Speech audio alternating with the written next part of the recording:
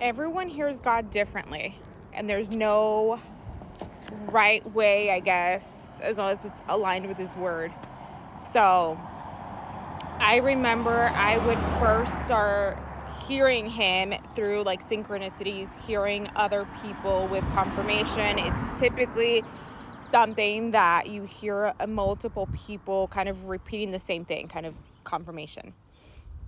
Then I started getting more downloads, in a sense, where I just hear something dropped in my spirit, and it's not necessarily your own voice, but it's God, because 9 times out of 10 it usually does not make sense.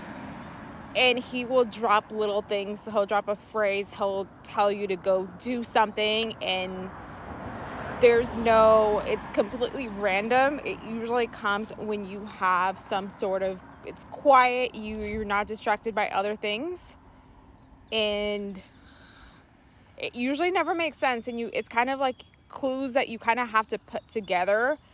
And the longer and the more you grow your relationship with God, the more discernment that you have to pray for increased discernment. But you're able to apply wisdom to put some of the pieces together that he's giving you. And then also, like, in your word, he can speak to you through sermons. For me, when I'm in my word, I'll open up my Bible, and for me personally, I'll hear, I'm going to use Romans 8:8 because it's my favorite verse. But so I will open it up and I'll immediately hear Romans or whatever book he wants me to go into.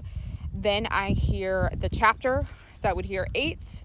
If there's no verse that follows, then he wants me to focus on the entire chapter, or then he would drop in 8:28 after. So Romans 8:28 would be the verse that I would be looking into if that's what he was calling me that particular moment. And he can also speak to me in dreams. That alone is a separate video on discernment and identifying if the dream is actually from God, if it's spiritual warfare, if you're in your head about certain things. But that's another way where he speaks to me. And again, you have to quiet out the noise. So if you're not hearing God, or you're not receiving confirmation or clarity from him, then it's probably you need to do some sort of spiritual reset where you tune out a lot of your distractions.